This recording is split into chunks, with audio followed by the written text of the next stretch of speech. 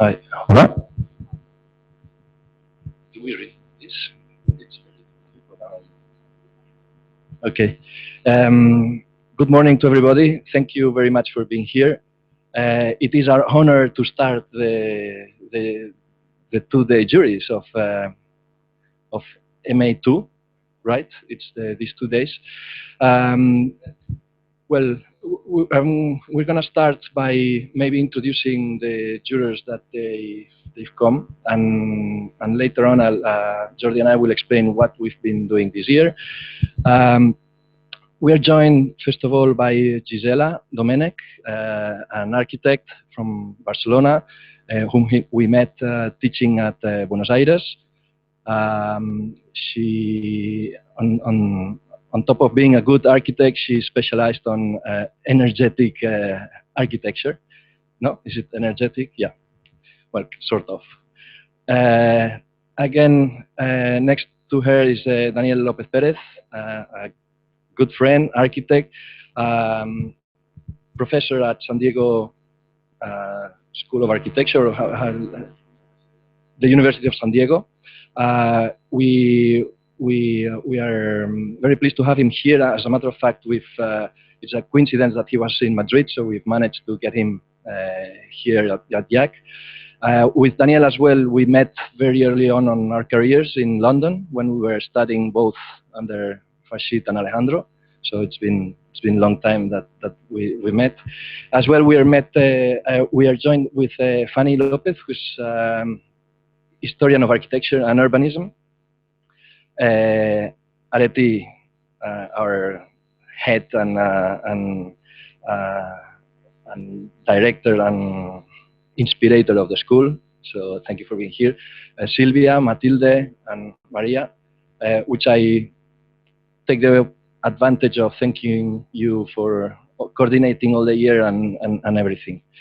Having said that, I would like to introduce a bit what we've been doing this year, which is a continuation of what Jordi and I have been teaching here at YAC for the last years in one form or another. Now it's crystallizing on something that we call developing climatic matter.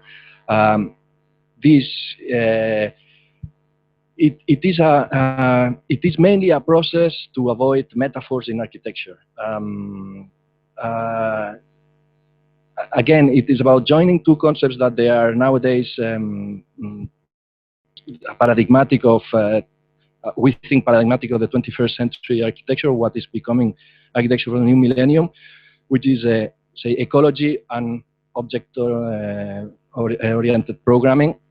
So joining both things and being able not to introduce meaning to it, but rather let matter speak with these two new concepts. That's our main goal. We have been very lucky to have 5 very good students. I hope that you will think so at the end of the at the end of the day. Jordi, you want to add anything? Well, thanks, and we're going to start by Joel. Thank you, Joel. Sorry, one thing. I think the jury is organized that the students have 15 to 20 minutes time of presentation, and we are meant to have discussion. Thank you, Joel.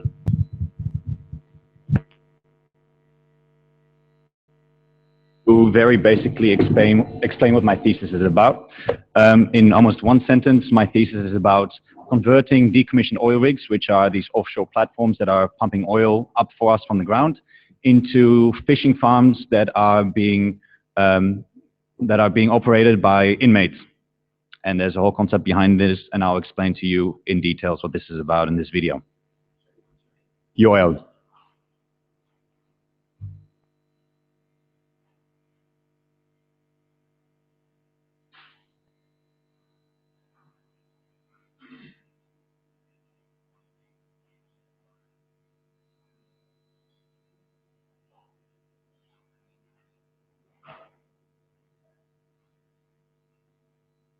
So I located this oil rig in Australia because I'm Australian. I thought that was appropriate for it. How can I close this here? Sorry. Oh yeah? Just do the side.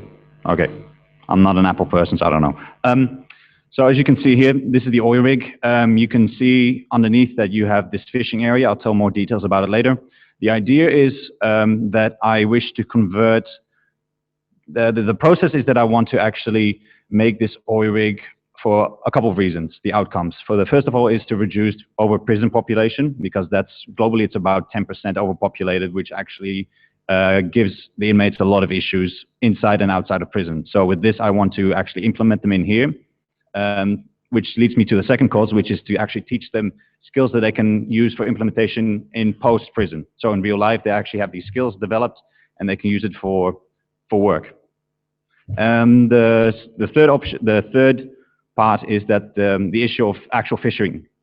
Overfishing is being done all over the world, and it's becoming a huge issue. And WWF says by 2042, if we keep this up, we won't have any fish in the ocean. We have about a trillion tons of fish left, and this will be easily gone within a couple of years or within 20 years. Then the final issue, and I'll go over this as well, why I've chosen this, is the removal of decommissioned oil rigs. These things, to remove them, they're very expensive, and they cause a lot of pollution in the air. So this is one of these 4 reasons are the ones why I've decided to combine these 3 separate issues together. But before I actually wish to go into the actual physical design, I want to give you some background information about these 3 topics for you to understand why I've combined these. So first, looking at fishing in general. As you can see, China is actually the top fishing country in the world, which has over 66,200,000 tons of fish only in 2012 alone. Now, let me remind you that there's about 1 trillion tons of fish in the ocean, and we already actually fished 50% of the ocean empty since 1960. And it's actually increasing rapidly. So these are the top countries that have fished wild fish, not farm fishing, but wild fish from the oceans in 2012 alone. This is just another graph to show you the sizes of it. This I find very interesting. So this is the total consumption of fish in 2012. So we have 158,000 tons of fish, which equals to around 316 times the weight of the Burj Khalifa, which is the largest building in the world, and it's insane.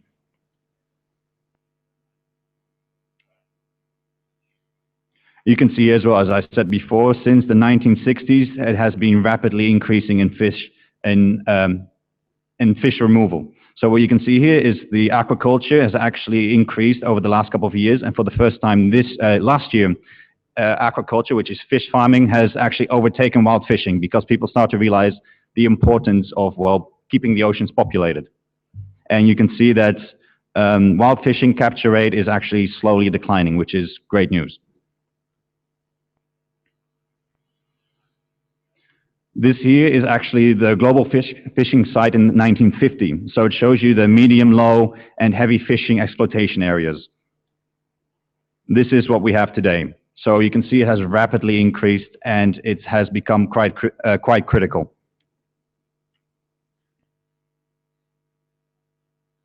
And here you can see the actual future of fish consumption. So again, you can see that, let's say, for example, on the bottom part is the darkest part, which is wild fishing. It is actually starting to increase, while wild fishing, and you can see that on the side here, it's actually starting to decrease very slowly.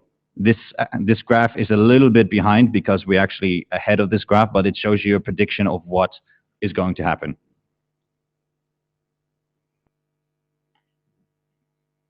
And you can see this as well here. This is the growth per capita for fish consumption. The light blue is from 2009 to 11, and the darker blue is by 2021. You can see also, because of the population rising, we are going to have to eat more fish. There's already a fact that 1/4 of the world eats fish on a daily basis, especially in third world countries. So it's really critical that we keep this fish production going and keep it alive, or else we have even a larger hunger in the world than we already have now. So now we're going to the oil rigs themselves. So you have quite a few different types of oil rigs. These are the main ones that are in existence. The one that I've actually developed on is the semi-submersible, which is this one right here. It is actually the only oil rig that can actually be moved around. So you can actually move it like a ship. It can go from position to position, and it can go from very shallow drilling from about 20 to 60 meters to over 2,500 kilometers down to the seabed. And these are the actual oil rig depth comparisons. So what you can see here is there's a difference with depending on the depth you're drilling, you're using a specific oil rig for this. So this is actually not to scale, but it allows you to understand the different depths that these things operate. And this is an interesting part right here. So over here, you've got two very famous monuments. You've got the Eiffel Tower, which is 300 meters high, and you've got the Burj Khalifa, which is the tallest building in the world for now, which is 828 meters. The interesting thing is this shows you the actual size and scale of these oil rigs and how immensely huge they are. People do not realize how big these things are. So these are the average, the regular sized oil rigs. These drill about, depending from shallow to medium drilling depth. That is to the sea bottom. Then from the sea bottom, they can go even drill further, about 10 kilometers down underneath the sea bottom to actually reach the oil reservoir. And these are the extremely deep drilling oil rigs. As you can see, these things are immense. The deepest one drills about 2,500 Ks, 2.5 kilometers, 2,500 meters to the seabed alone. And as I said before, this can continue to drill underneath the seabed for about up to 10 kilometers deep to actually reach the oil bed itself. So to remove these things is immense. It's they compare it to actually the technology used, and the cost is actually comparing it to sending a spaceship to Mars. It's that complex, especially with the pressure of the ocean itself when you go deeper, and the environmental weather resistance in there. Depending on the location, you've got areas that are, for example, up in the North Sea that can get extremely rough, and you need to actually make this weatherproof, let's say, because these things have to exist for about 25 to 30 years.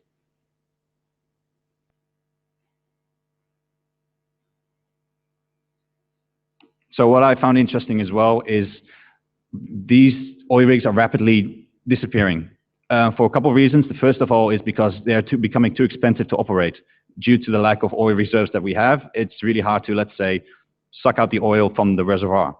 Then the second one is because these reservoirs are disappearing, they're going into deeper, ultra deep oil drilling, which is even more expensive. As I said before, they go up to 2,500 meters, and to get the barrel out per cost it's not profitable anymore. So this is actually from last year. As you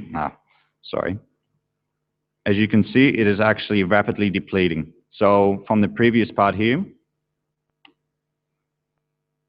my bad, 1 second.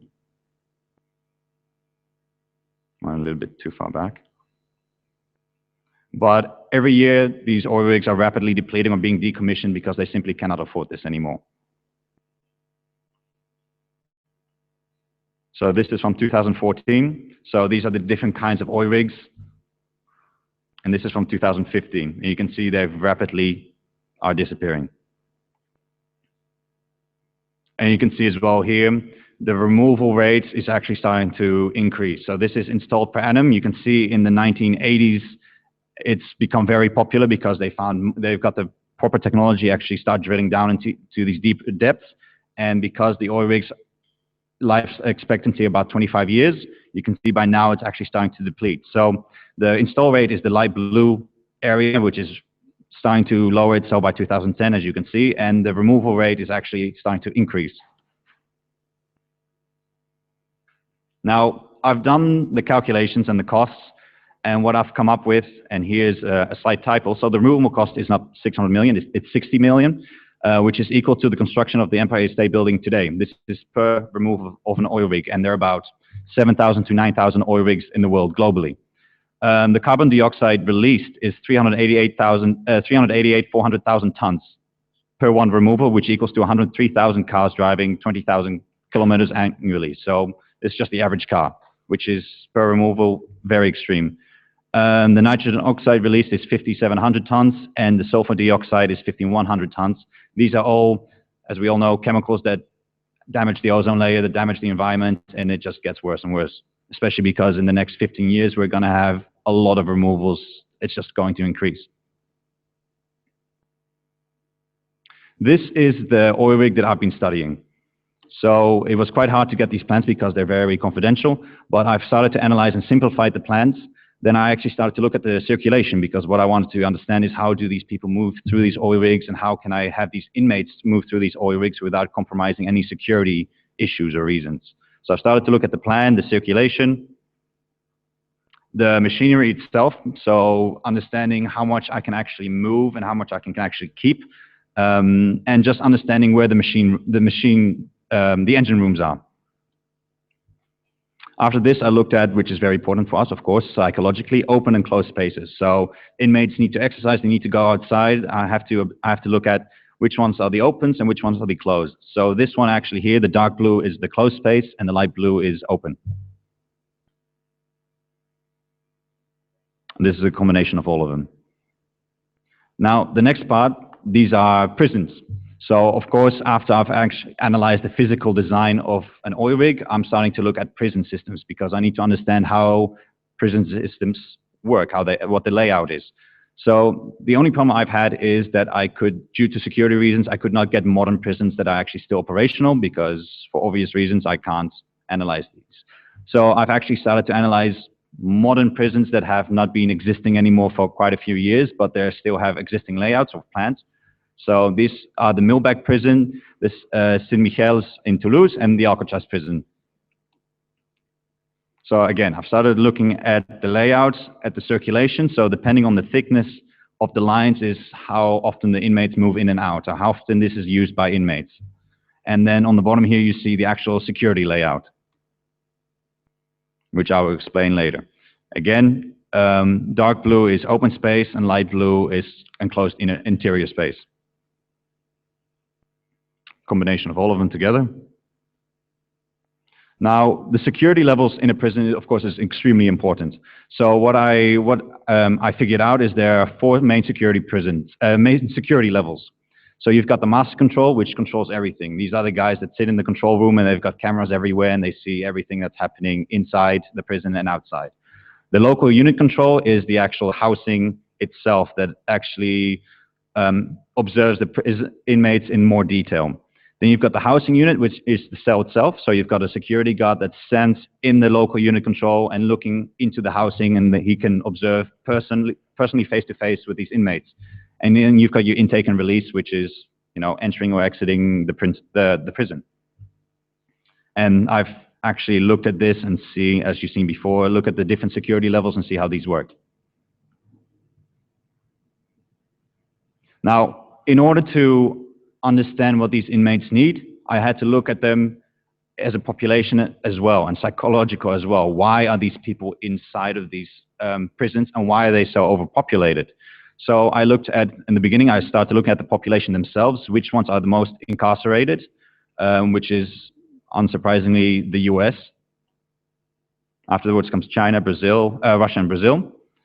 And then I started to ask myself, I started to research, and what was really interesting is crime has overall gone down, which I find very surprising, especially what you see on the news. There's always violence, there's always chaos, but it has actually been reduced. So if in this diagram, if we would say everything was 100% in 1997, by 2012, what I can remember, or 2013, everything, the overall violence, overall crime, violence, and theft is actually reduced. Even theft has been reduced by over 50%. I'm almost done. Then I looked at the mental health. So coming down, a lot of these people are actually very mentally unstable. My conclusion, and I've researched this, is that prisons have actually become a substitute for health and welfare systems, simply because it's cheaper and easier to put someone in prison and forget about them instead of helping them. The reconviction rate, for example, has gone up dramatically because people don't have the resources to actually to go back on track. There are too many people in prisons. They get new connections that allows them to have more crime in post-prison life, and overall, they get mad at society because they are not being treated properly. These inmates here are overpopulated, they get aggressive, they're being treated like animals, and if you treat someone like an animal, you become an animal.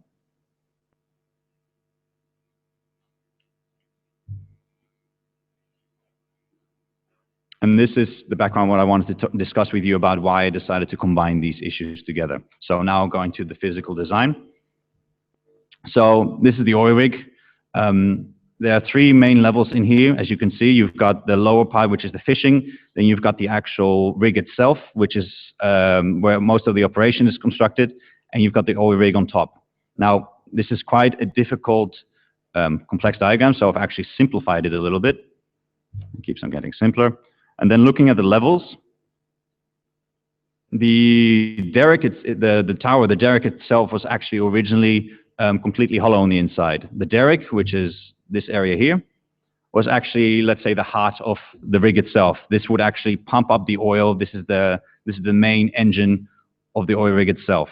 And I've actually refurbished it to actually add an additional 1,000 square meters of space. Now, looking at the functional areas of this oil rig, on the bottom you've got the storage area. So this is for the usual equipment, but also for to freeze the fish and vegetables and to actually transport these around. Then the second area is the sleeping area. It's about, for this oil rig, it depends on the oil rig. This one hosts about 150 people.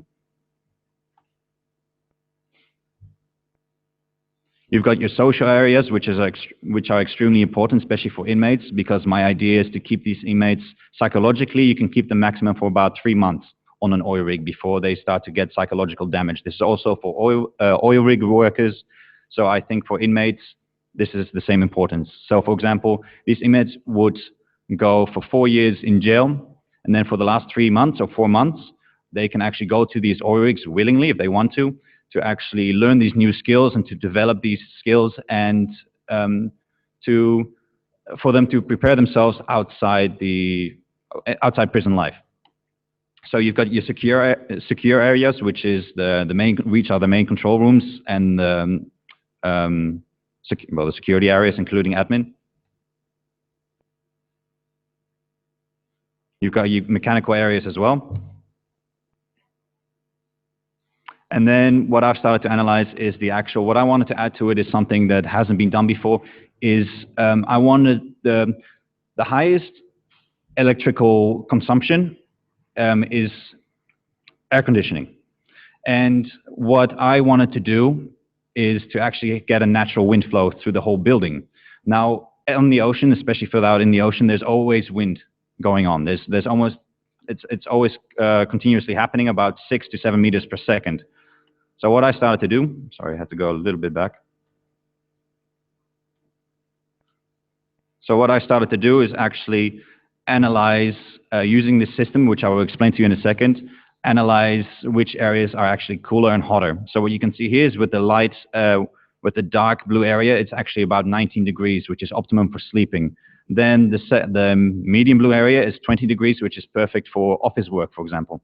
And then you've got the light blue, which is 23, which is still acceptable for office. Of course, everyone is a little bit different depending on their own personality, but this is the average between 18 and 25 degrees for socializing, sleeping, eating, working, etc. So the way I've done this, what I've done is you can see these two buildings here. One on the left here, I think that's the left. On the right here, my left. On the right here, you can actually see a space, and it has 2 columns inside. These 2 columns are perforated, so air comes in and out through these. Underneath, what you can see here is a tube that's open from the bottom where the wind is actually being captured. So what happens is the wind gets captured and it actually gets blown through. So this is a side view from it. So you can see the columns here. This is the ocean. The wind actually gets blown into one of these columns. The wind gets trapped on the ceiling of the column and it actually gets pushed out into the room itself. So what you can see here is the dark blue is the lightest temperatures, and it goes from to the heaviest temperatures, which is light blue. And what happens is the wind comes in, it hits the ceiling, and it actually spreads out. And then what happens is it goes into the other into the other column where the ceiling is open. And this gets spread out again, as you can see here, spread into the next level where it cools down the whole space. Now, what I wanted to do is and you can see this here, so you've got these open and closed columns depending on the level, and it's kind of like a zigzag. It flows through the whole building, cooling down the whole areas. Now, the issue was that I could not control where the wind was going. You know, you just had these columns, and great, the wind cools down the area. But what if I wanted to specifically cool down a specific space and then heat up other spaces to disencourage people to actually go there? So again, this is a top view. You can see this movement. Now, with these spaces, I wanted to be able to control where the wind goes where, what temperatures. So I actually started to look at closing. As I said, these columns are perforated. They've got holes in them. So what happens if I close specific holes in these columns and open up other ones? The wind will go a specific direction. So what I've done, hopefully, yeah, you can see that clearly. You've got a row of columns here, and where the arrows are actually the open holes of these columns. So the wind is directly being blown from one column to the other instead of into the room itself. So looking at this, you can actually see a pattern here and over there where there are cooler areas. So around here, you can see it's quite cool on the first floor, and then on the second floor, you can see it's even cooler, which is fantastic. And you can see a specific pattern happening in here. Again, I've tried different patterns to see the development of this temperature. Now, I wish to discuss about the derrick itself.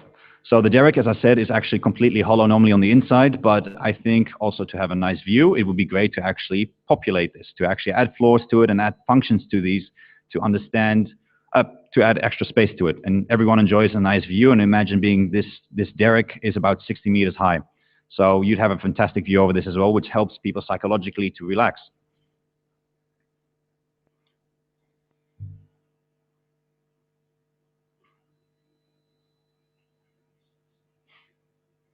Now, I'm going to discuss the layout of this derrick as well, and it has quite a symbolism to it as well.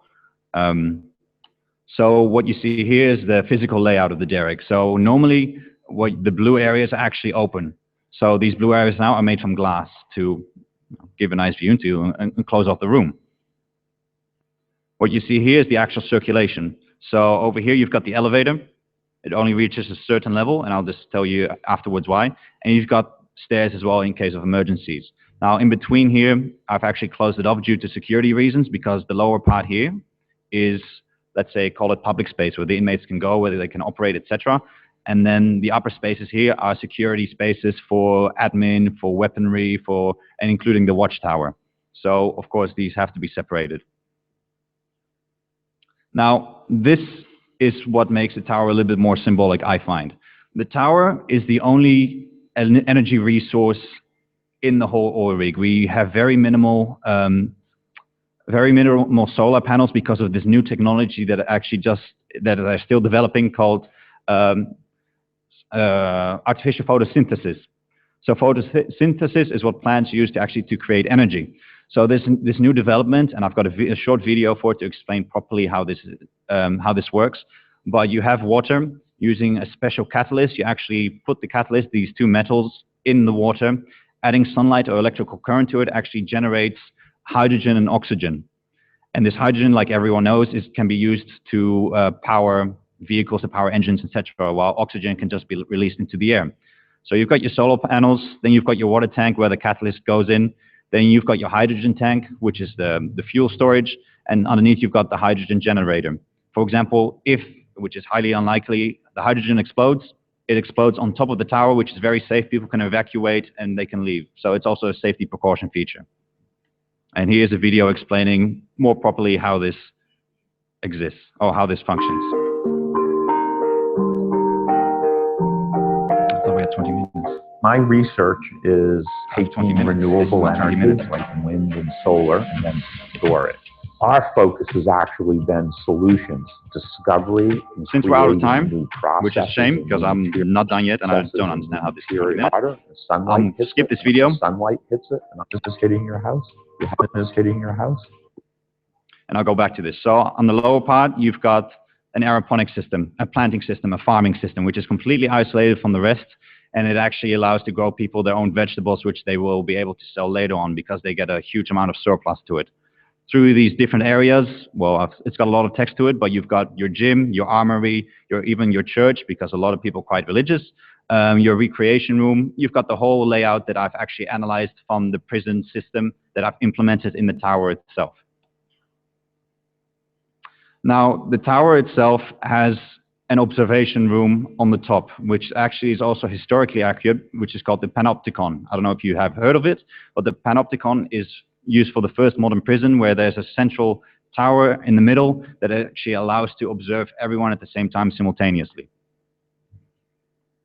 Like this. So the idea is that it's the big brother watching everyone. Now coming to the fishing area. The fishing part is what gives the economic background of this rig. So as you can see, these are actual cages inside the rig. One cage, there are a total of 16 cages themselves. One cage is about 2,500 cubic meters, and there's 16 of them total, and they can about hold 40,000 cubic meters of farming space, which is about the same as a huge fishing farm on land.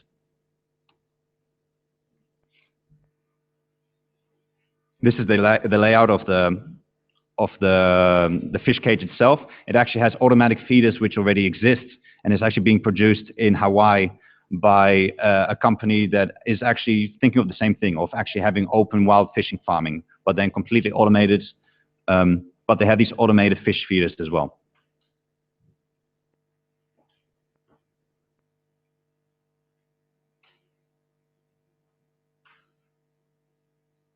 Now, looking from the top view, what you will see is the actual layout of these cages and how they operate within the oil rig. So looking from the top, I'm actually using the cranes themselves. They're already existing. I'm using the cranes themselves to actually pull these out from the floor. So I'm actually taking these cages up to the inmates. So you can see the cages underneath. And they're actually being pulled out by these holes that you see open here. One of them, as an example, is already lifted up.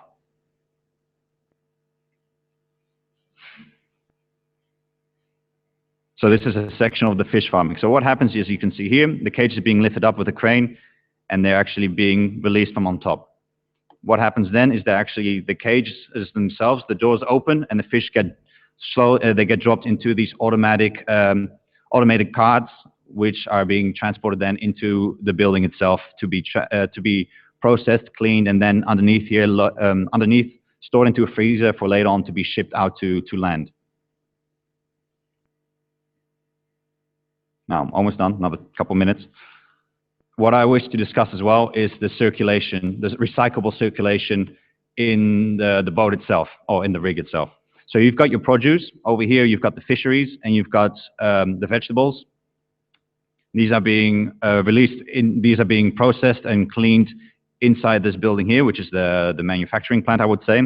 Then you've got your clean water, which is being taken from the ocean, but also from taken from the ocean. You've got your electricity circulation. You also have your organic waste, your black water, and your gray water, which is all being recycled. I haven't gone into details because the project itself is far too large, but it's the idea of it.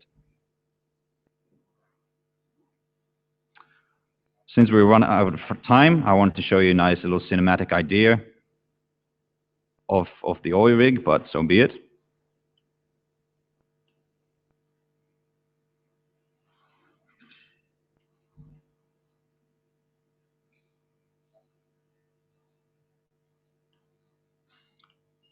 These are some renderings that I've made in this. So a garden is very important psychologically for the inmates. So I've actually made a garden for them to relax and to enjoy and have a barbecue.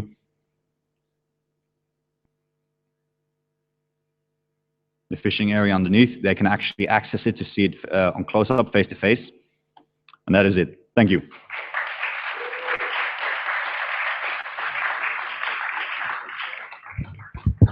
Thank you, Joel. So we start with the jury. We have just 5-10 minutes, unfortunately, for the jury, so let's divide it. At the same time, sorry, just to interrupt, I actually made a virtual reality for you guys to observe if you wish to kind of immerse yourself into the system. But continue, please. I have just one question while we learn about what we in the process of learning about climatic matter. So I'll be asking questions to find out more about the syllabus. I was very excited at the beginning of your presentation because I thought you would, as we all do in the U.S. with a high degree of paranoia, tie your entire discourse back to corporations. We know that, for instance, the prison development and overpopulation is a direct result of privatization. So the U.S. government privatizes prisons to companies like Halliburton that build more, right? So that the legal system is complicit with a private system. And I was waiting for your slide where you would find out that Halliburton both runs security systems globally, but also in the U.S., and then also does oil operations at the same time. And I was going to find out what technology is shared across both systems. Okay. So you have to, if you continue to work on this project, which I encourage you to do, because it's really at the heart of some of the questions that we're asking, be more precise. So for instance, what rigs are where, and what corporations run what rigs, and then what prison populations do you speak of? We know that the U.S. has an anomalous system. Yeah. It's not a system that can be considered globally.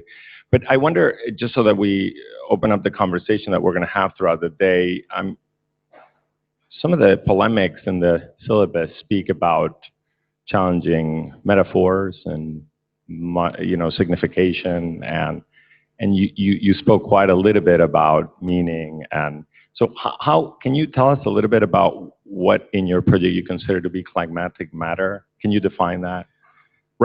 I don't understand. I don't exactly. Like how do you address what the syllabus speaks to as climatic matter? As in the circulation control of the space. Is that what it was? Just yeah, that's what it was. So it was simply a the new Venturi way. columns. It was simply a new way of using air conditioning without a natural way, without using electricity. So again, this is only theoretical. I don't know if it actually works. In my simulations, it did work with a specialized engineering simulation for wind and temperature. Sorry. Also, by the way, there are multiple scenes on here. So if you look down, there are arrows, and if you look directly on them, it changes. Sorry. So this is simply, as I said before, air conditioning is extremely expensive on these oil rigs, and I want to remove this so they can use it for something else with less pollution. So I simply grab what there already is, existing wind, and it just blows through the building in a very primal way. So and then I'll pass the microphone. As you consider then, if it's true that it is about the efficiency of certain systems like ventilation, you have to consider the oil rig holistically and the carbon footprint of getting out there, getting things out of there.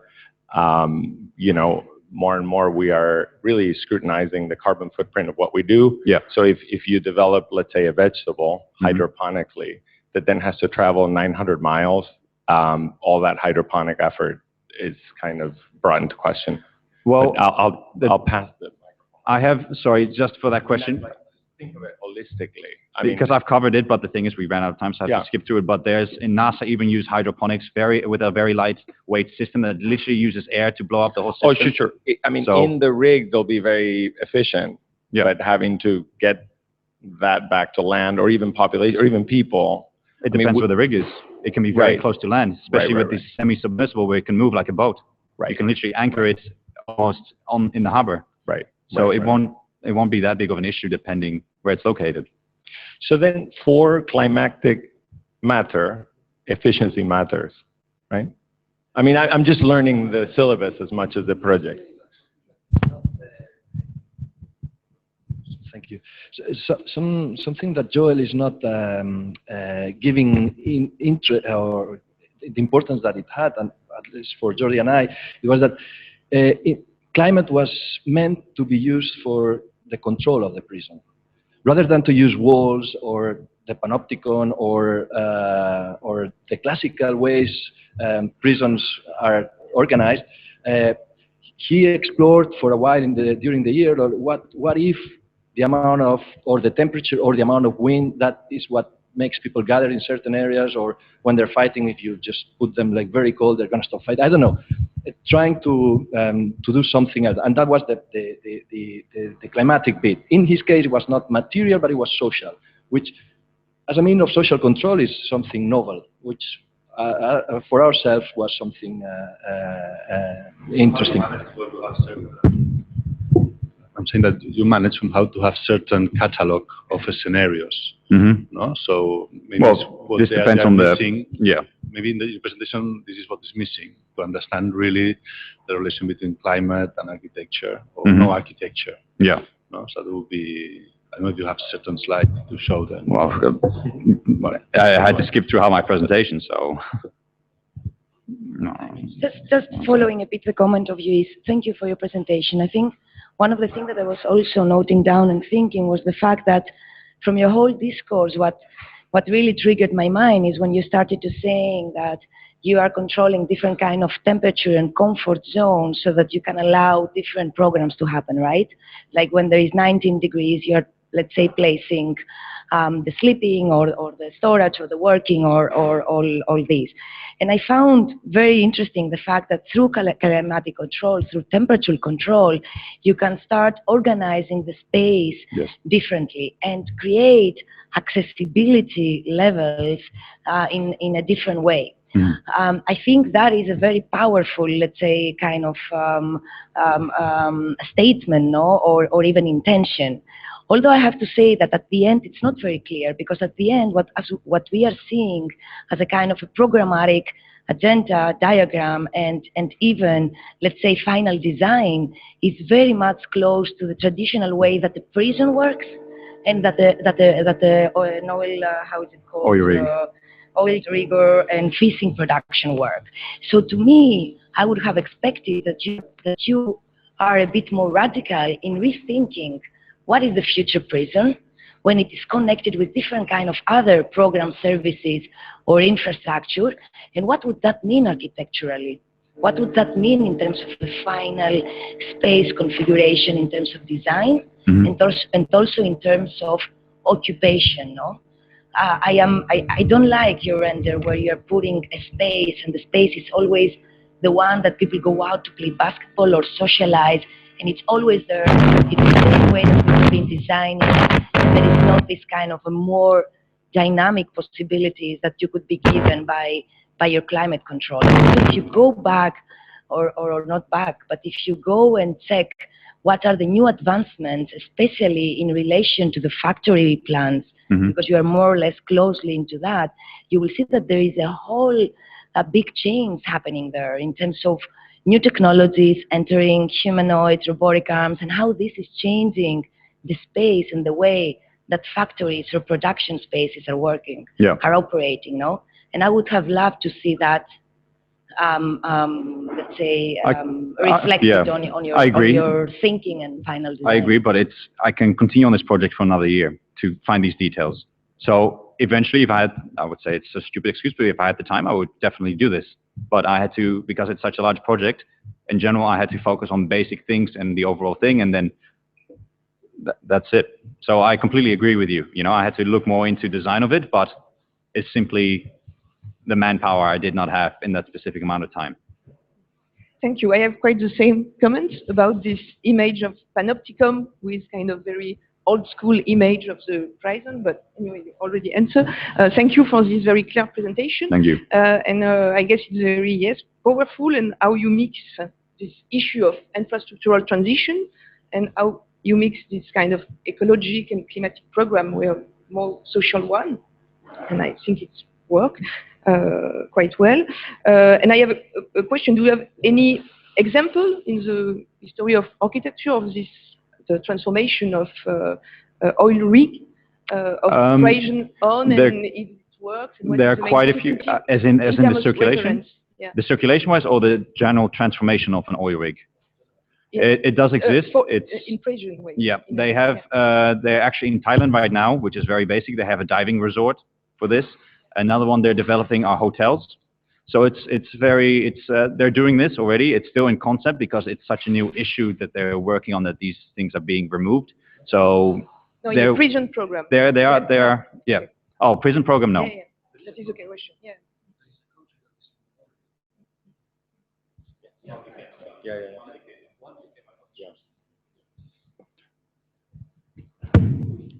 They also have a lot of private homes that they use. Thank you for your presentation. I speak a very bad English, so I hope someone translate me. A mí me gustaría preguntar, porque veo que se ha trabajado mucho el tema de eficiencia energética, todo el tema climático, pero me gustaría preguntar si también se ha estudiado antes de empezar con todo esto, con la implantación del lugar. Si se ha decidido ponerlo en algún lugar en concreto.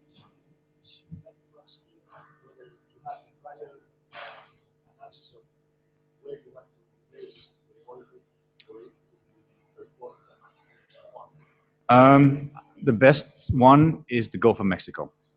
That's the area. It also has the most oil rigs and it has the best temperature for these kind of areas, especially on the ocean. But overall, it depends where the oil rig is. Only for the temperature? Sorry? Is the Gulf of Mexico only for the temperature or for? It's, no, per se, in general, it just depends where the oil rig is located. So a lot of these, they cannot be moved. The one that I'm using is the only one that can move. Most of them are stationary. They can't move. So you have to change everything in there. So it depends on the location as well for this temperature change. Okay. But it's not important, for you it's not important the place? No. It's more important the temperature. Well, you don't want it to be all the way up in the North Sea where no one can go outside and freeze. Well, no, because I want this prison to be a humane prison. That's what it comes down to. So this is not a prison to punish people. This is a prison to teach people. So to put them in a location that's uncomfortable for them, it comes back to making them into animals. This is not what we want to do. We want to teach these people, to educate them, and to make them comfortable and to learn from their lessons so they can actually improve society instead of going back to the same routine. Estoy preguntando esto porque se trabaja mucho la eficiencia energética para conseguir mayor confort.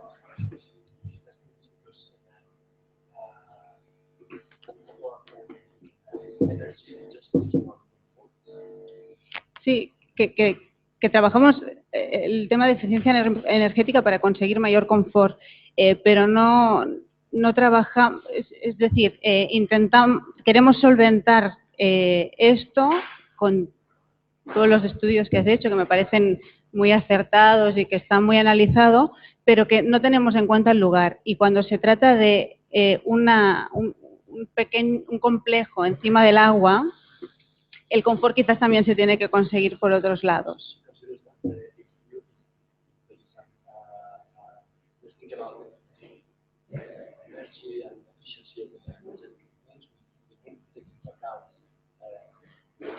Yes. Yeah, okay. That makes sense. Es un lugar que la gente no puede escoger dónde dormir, siempre está encima del agua, entonces el confort de las personas que viven allí, porque están viviendo las 24 horas del día y además trabajan y deberían poder, debería estar estudiado el lugar para que todo estando encima del agua, ellos puedan conseguir tener un mejor descanso, digamos.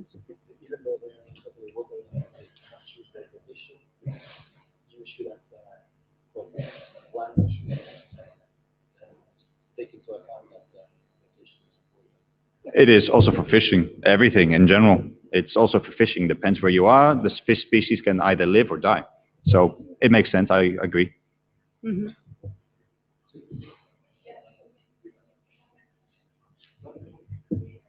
All right. Thank you.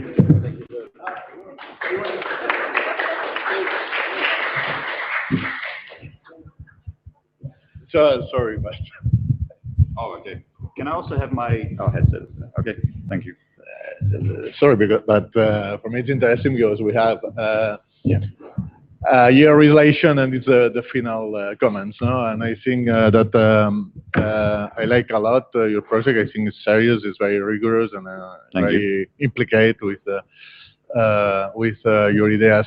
I like a lot when you explain at the beginning the initial startup, the formulation, how to have a recycle of a structure. It's not exactly urban recycle, but structural recycle. Yeah. And it's very surprising, the idea to go from a petroleum platform to a prison. And I think you go in the good line. Just two things very quick. In the 90s, we did a study that perhaps with Ignacio Perez, it was very interesting, the relations between the evolution of the hotel and the evolution of the prisons. We were very curious seeing in the 90s in Catalonia, it was a lot of new prisons in Spain, not in Catalonia. And it was very interesting that all hotels were evidently big buildings. In the modern, they were more big machines, and at the end of the 20th century, it was more big landscapes, the resorts, etc. The relation was 0% of open space at the beginning in the 80s, 50% in the 60s, and at the end of the 20th century, 8% of open spaces in resorts, etc. No? The prison currently need today enormous open spaces, not only as relational spaces, but also productive spaces, etc., etc. And I think in your project was at the end was clear, these spaces of relational spaces. Yeah. But it's true that you are in a closed situation, and at the same time, the paradox is that you need, how to explain, a kind of open control spaces to do this kind of new relation with nature, landscape, active landscapes, etc., etc. And I think there, at the end of your presentation was there, the intuition of this, but perhaps it will be interesting to continue in this. And taking the idea of Areti, just to push this, it's true that with this idea of active, not public spaces, because they are closed or controlled, but active relational landscapes, perhaps there you have also the same idea that Areti was talking about, the implication of the new technologies, etc., etc. There, not only in the public spaces, evidently also in the fabrication, the new artisanado, because you know that in the prisons, the production of things is very important, but also the paradox, and just to close, that you are in a prison closed and controlled, and at the same time the new technologies have open networks, virtual scenarios, practically free spaces, virtual free spaces, and this is also interesting to think. No? And these two things, open spaces physical and open spaces virtual, will be interesting to continue your research, that I think is very interesting. So, thank you very much. Thank you very much, Joe. Awesome. Guys, please keep 15-20 minutes for the presentation, not longer. I will be stopping you just in the middle of the presentation if you will not fit on time, because we don't have time for jury and we are already late. Okay. I don't know what's happening in your file.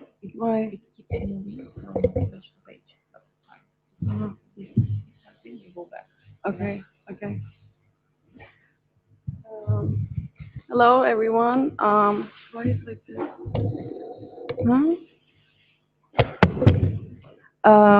But okay. I'm Anstia, and my project is called Atmosphere. I cannot take this. Can you open a preview?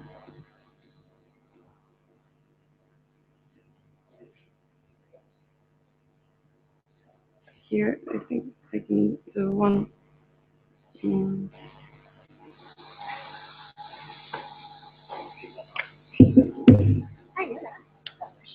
Right.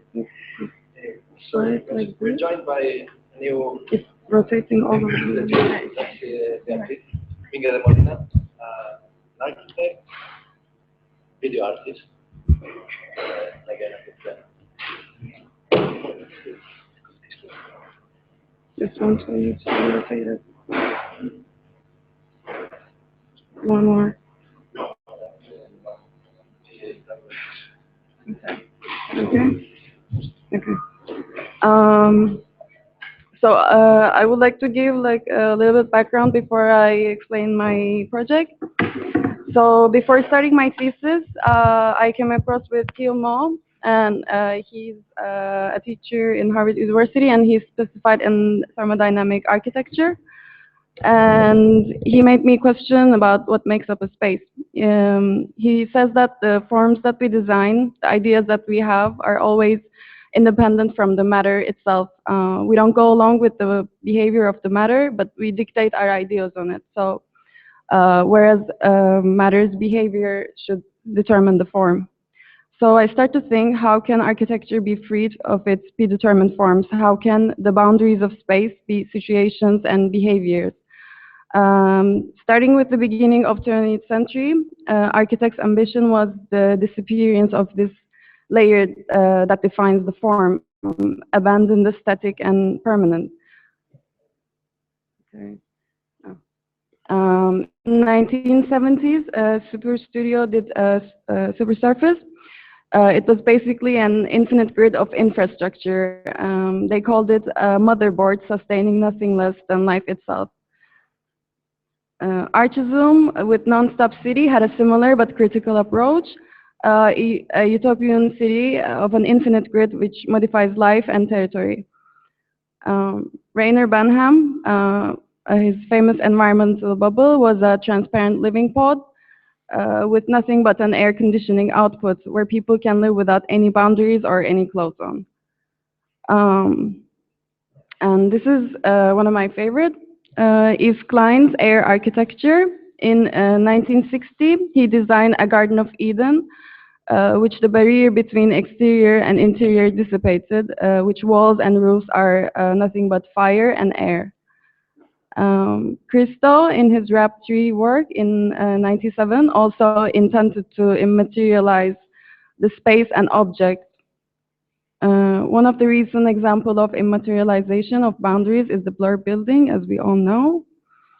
And Olafur Eliasson, in all of his works, allows the viewer to peer into a world of constant change, continual process of disappearance and appearance.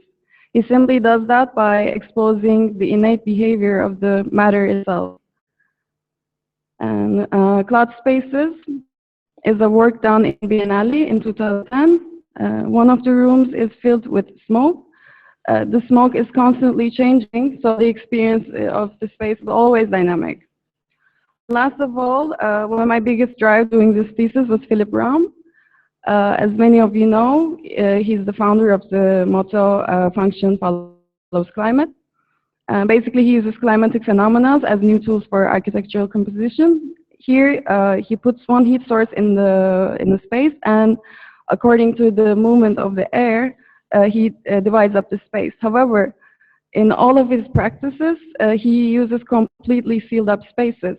His designs are always closed systems. And one time I was watching one of his lectures, and at the end of the lecture, one of the students asked him, so what happens when you open a window in this flat? And so I thought, what happens if you open all the windows and smash all the walls, and how air moves in a completely open environment? Is it possible to define spatial boundaries by distribution of temperature? We all know how close we want to sit in front of a fireplace. Not close because you can get burned, or not too far away because you don't want to be cold. So there's a boundary. It is not visible, but it is physical, and it is there. So at the end, my project is I designed a garden of temperature fields, creating microclimates. The garden almost creates a parallel universe, eliminates the eye, but amplifies the sense of touch, which creates a new way to experience and discover the space, one that we almost forgot about. The garden is simple. It is composed of 3 elements. There's a platform, includes a grid of warm or cold air emitters. The second element is the underground thermal labyrinth, which regulates the temperature of the air. And the third is the air. The air is emitted through this grid, gradually reaches an equilibrium state. And after the equilibrium state, movement of the air can be negligible. So these volumes that you are seeing are the snapshots of those equilibrium states. Warm air rises, and the interaction of the body with the space is more of a vertical one. And the cold air sinks, and the body descends. You submerge yourself into the cold air field. So in a way, the behavior of the cold or warm air determines the way you interact with the space. You immerse your body in this field of temperature and let yourself be moved by the garden. The park atmosphere can take many shapes according to the season or time of the day. In summer, it can be cold grounds, which can get less than 10 degrees of the surrounding temperature. Or in winter, it can be a festival space, stage and seating shaped by the air. Atmosphere can be both summer and winter garden, amplifying the tactile experience and provide enhanced spatial boundaries. This is one of the configurations it can have during May in the afternoon.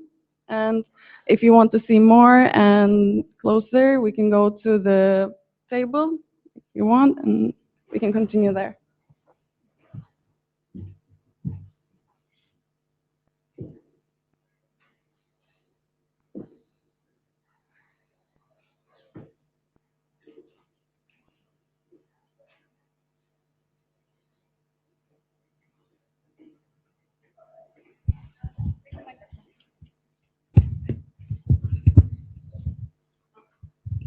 Okay, here you see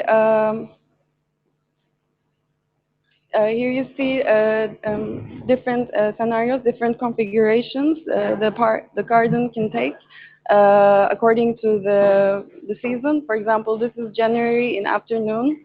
You know, it's winter. The temperature is 8 degrees in Barcelona. I took a manzana of the Barcelona to test these ideas. And you can have these clusters of warmth gather in groups. Or in the morning, it can take in the shape of walking paths to do walk and sport. This more linear configuration.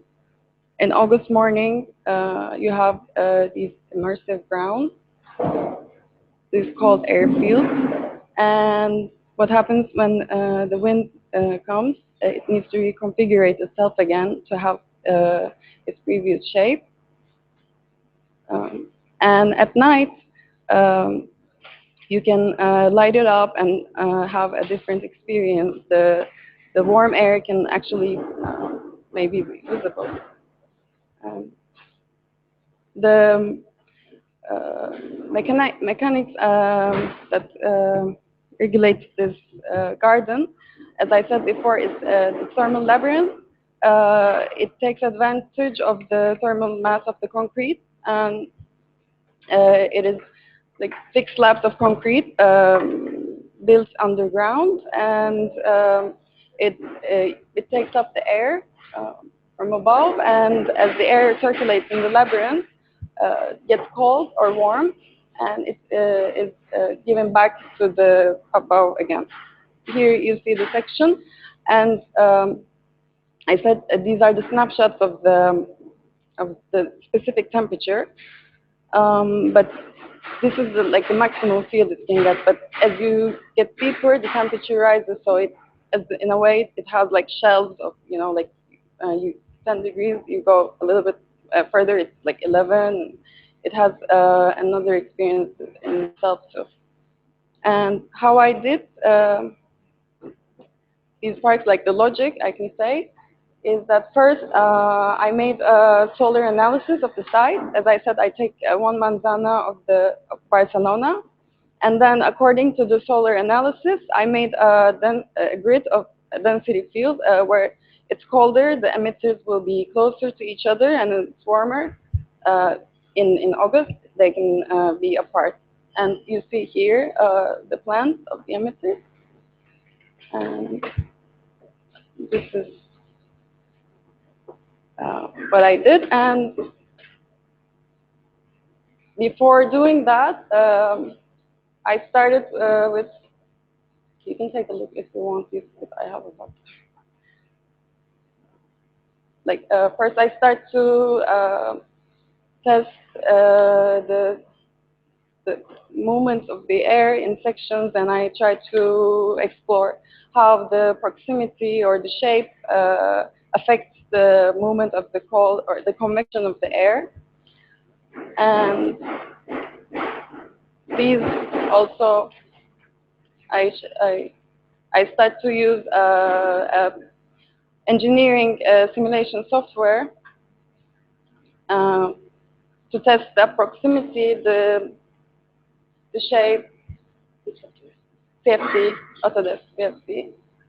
And here are those tests. And the models that you see are, you know, for example, this one is this. That's pretty much it.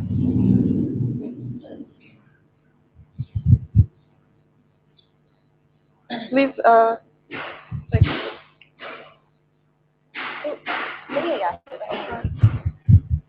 Are those, let's say, diagrammatic representation